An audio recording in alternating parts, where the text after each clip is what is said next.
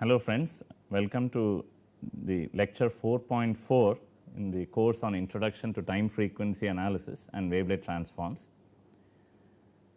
In the previous lecture, we learnt the concept of analytic signals, instantaneous frequencies, and also studied the limitations of instantaneous frequencies. The concept of instantaneous frequency is good,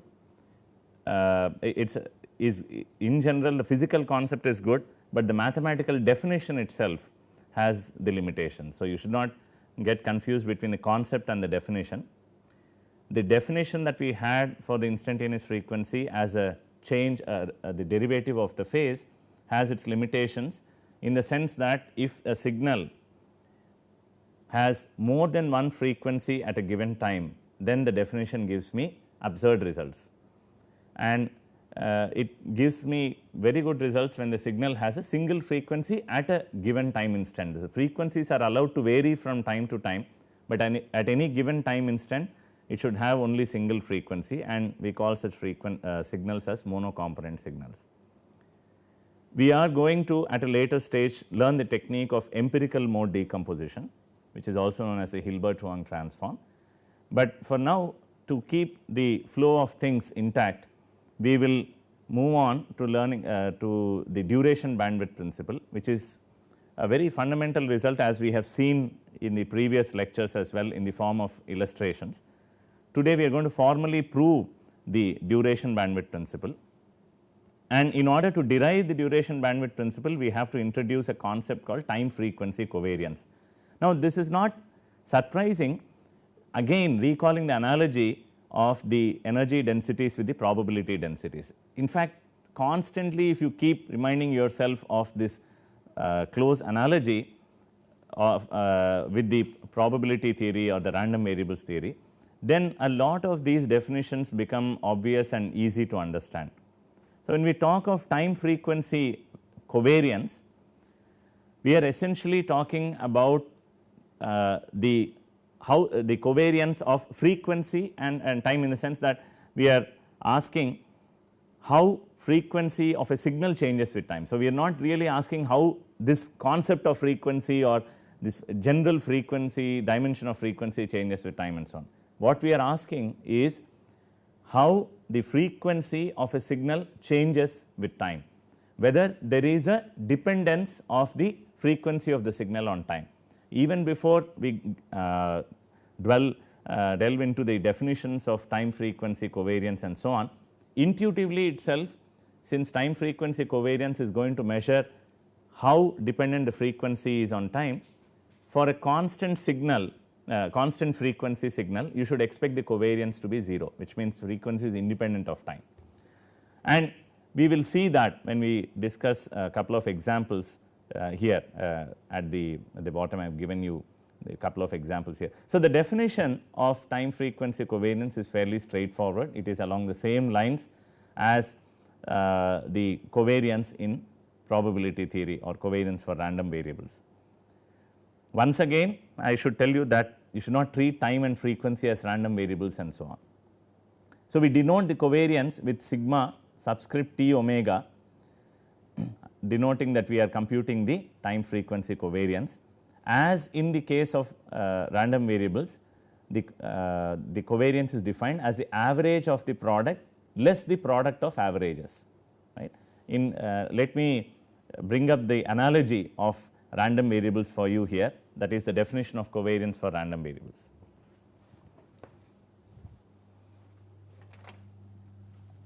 So, when I have two random variables, continuous valued random variables x and y, and when I want to measure the dependence of y on x or x on y, whichever way I am looking at it, then a standard measure of dependence is the covariance. We have learned this in the context of deterministic signals as well. When we spoke of cross covariance function, we did remark there that the cross covariance function is a measure of linear dependence, and that it is based on the concept of covariance, which measures linear dependence between two variables. Of course, there we talked about deterministic signals. Now, we are looking at random variables. So, how is the covariance between two random variables defined as? It is defined as expectation of x minus mu x times y minus mu y, where mu x and mu y are the expected values of x and y. And it is fairly easy to show that this expression can be rewritten as the expectation of the product less the product of expectations. So that whenever the x and y are 0 mean variables, the expectation of the product itself is the covariance. So, this is the definition that you see on the slide as well.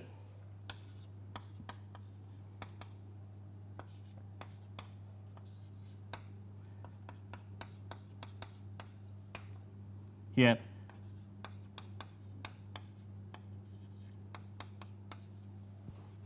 right, instead of omega I have phi dot of t in the equation.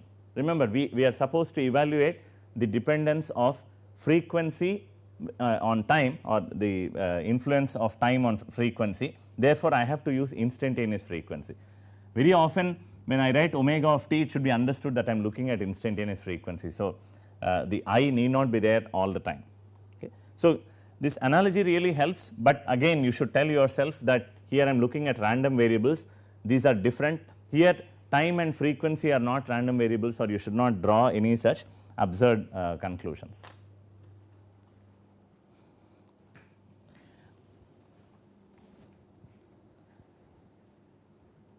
So, the normalized version is often used, but the only difference between the normalized and the unnormalized version is that it is independent of the choice of units that you have for time and omega. That is the advantage of working with normalized version. Now, this is also the practice in random variables, where I use correlation instead of covariance. There also correlation is defined in an exactly similar manner. However, in the theory of random variables, the correlation is can be shown to be bounded in magnitude above by unity. That is not necessarily the case here. So, the advantage of working with correlation in random variables is that, one, it is independent of the choice of units for x and y random variables, and two, that it is a bounded measure, whereas here the advantage is that it is independent of the choice of units that you make for t and omega, but otherwise it need not be bounded. So, that is it. So, that is the basic definition of time frequency covariance. Again, the purpose of this measure is to tell me how dependent the frequency of the signal is on time. Let us look at these two examples here. I have a complex exponential. Once again, this expression is familiar to us, and it is fairly straightforward to see that the frequency of the signal is constant, and that it is equal to omega naught. Therefore, the average also is omega naught, average frequency is also omega naught, and the average of the product can be worked out here by evaluating the integral, which is fairly straightforward to evaluate. So, I get here the average to be that is the average of the product to be omega naught times average time, and plugging in this result into the definition of covariance gives me 0, because here I have average of the product being omega naught times average of time t, and average of omega itself is omega naught. So, both these terms are identical, and therefore, covariance evaluates to 0, which is what we expect. That is, there is no dependence of frequency on time for this signal. Now, when we look at a chirp, you should recognize that this chirp has a linear modulation. This is the example that we have looked at in the previous module as well. The phase has a quadratic dependence on time, therefore, the instantaneous frequency has a linear dependence on time. Hence, we say that there is a linear, it is a linearly frequency modulated signal. And then of course, you have an amplitude modulation as well. In this case, you will have to work out the integral, you will have to do a bit of algebra and evaluation of the integrals, that finally leads to these values of expressions for covariance and correlation. So, covariance is given by beta by 2 alpha, and the correlation itself is given by beta by square root of alpha square plus beta square. So, if you look at the correlation, when beta goes to 0, what does it mean when beta goes to 0? That means I am taking off this quadratic dependence from on time from the phase. The moment I take off this quadratic dependence, then it goes back to the case of no frequency modulation. Remember, when phase is simply linear function of time, then the frequency is going to be constant. So, when beta goes to 0, the correlation goes to 0, once again indicating clearly that there is no dependence of frequency on time. So, this is the beauty of this measure. So, let us look at the central topic of this lecture, which is the duration bandwidth principle. The duration bandwidth principle is something that we have seen earlier as well, and it places fundamental limitations on what we can do in time frequency analysis, because it says that if I try to localize the energy of a signal in time, then the localization of energy in frequency is affected. Fundamentally what it says is I cannot really localize the energy of a signal in time and in frequency with arbitrary fineness. Okay. So, that is the basic problem that I have in the time frequency analysis. Now, here we have a formal statement of the duration bandwidth principle. It states that the product of the duration sigma t and the bandwidth sigma omega is bounded below by half, clearly telling me that whenever the duration of the signal becomes small, then its bandwidth increases, and we have seen this through a few illustrations in the previous lectures as well. But it is very important to understand the duration bandwidth principle, the assumptions that go into it, the setting in which it is derived, so that we do not have any misconceptions or misinterpretations. Quite often this duration bandwidth principle is called the uncertainty principle for signals, because the expression here in equation 4 has a very strong similarity with the one that you see in quantum mechanics in the form of Heisenberg's uncertainty principle. There the term uncertainty is appropriate because the Heisenberg's uncertainty principle is derived in a probabilistic framework. There is nothing probabilistic here, pretty much like what we said earlier for time frequency covariance. The expressions for the covariance look very similar, but that does not make time and frequency random variables, or that does not mean that we are working in a probabilistic framework. Nevertheless, this term has stuck on, and people have been using widely this phrase called uncertainty principle for signals. So, you should remember that there is nothing uncertain about things here. It is all about the product of duration and bandwidth, and that there are 4 quantities involved in deriving this relation, 2 being the densities in time and frequency, and the other 2 being the duration and bandwidth. And very importantly, this is not some frequency, it is a Fourier frequency, which means this bandwidth itself is defined with respect to a Fourier transform. If you are working with some other transform, this duration bandwidth principle or any of these things may not even arise at all. So, more rigorous statement of the duration bandwidth principle is given in equation 5, that involves the covariance between time and frequency. I have given, we have already discussed this covariance between time and frequency in the previous slides. So, let us see how to derive this duration bandwidth principle. The derivation is fairly straightforward. The fundamental result that we use is that of Schwartz inequality, and we apply it to the product of the squared duration and squared bandwidth. We know from definition sigma square t, sigma square omega are given by this product of integrals, assuming that the average time and average frequency is 0. This is not a major assumption that is going to spoil the result here. So, without loss of generality you can assume this. It is just that the math becomes convenient by assuming this, otherwise you can also derive this by assuming non-zero mean time and mean frequencies. So, let us get back here. So, I have the product of the squared duration and squared bandwidth given by these integrals, and I can rewrite this integral here omega square times modulus x of omega square d omega as integral x dot of t square dt, and that is using the property of Fourier transforms. You can refer to the table of properties of Fourier transforms in any standard book, and it will tell you that multiplication of x of omega with j omega will correspond to taking the derivative in time. Using that property, we have rewritten this integral in terms of time domain variables. And now we invoke the Schwarz inequality, which says that the product of integrals, which integrals here? Integral mod f of x square dx and integral mod g of x square dx, that is greater than or equal to the squared modulus of integral f star of x g of x dx. So, this is a very standard inequality that is prevalent everywhere in functional analysis and so on. Now, we apply this to the product of the square duration and bandwidth and we get this inequality. So, on the left hand side here, if I replace f of x with t times x of t and x itself with t. So, please note that x here is a dummy variable, do not get confused with the x here and the x of t here, and I apologize for any confusion that you may have. So, that is it. So, you apply the left hand side to the problem of interest, where we now we have sigma square t times sigma square omega, and on the right hand side now I have t times x star of t. Remember, it says f star of x and our f of x here is t times x of t.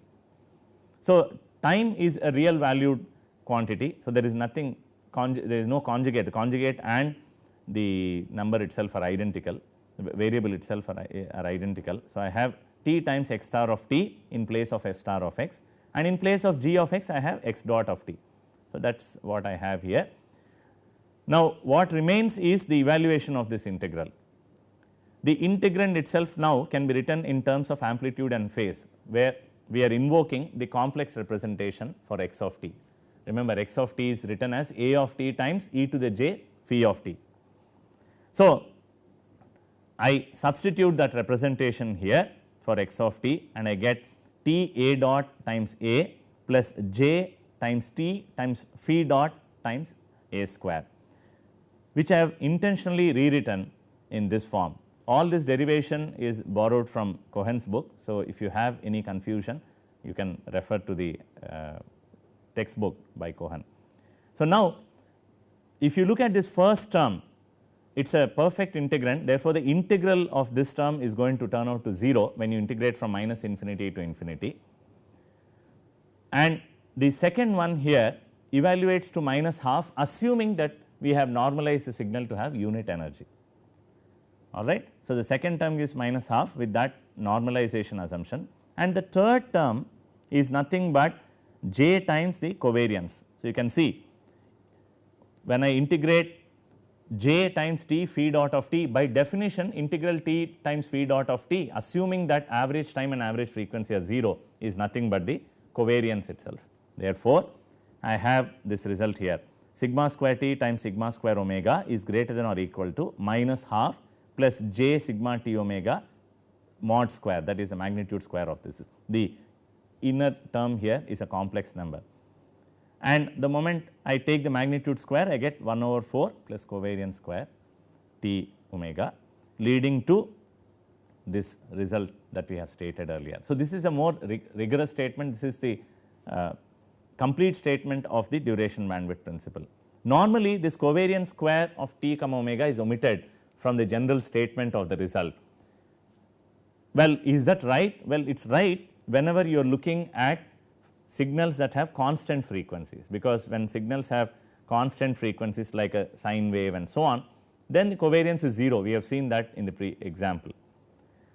However, the issue is not whether covariance is 0 or not. The main point is that the product of duration and bandwidth is bounded below by a finite number. Consequently, whenever sigma t increases, sigma omega falls down, and whenever sigma t decreases, sigma omega increases. So, that is the most important point that you have to remember, rather than really worrying about whether this 1 over, it is the right hand side is half or square root of 1 over 4 plus covariance square t comma omega. All right.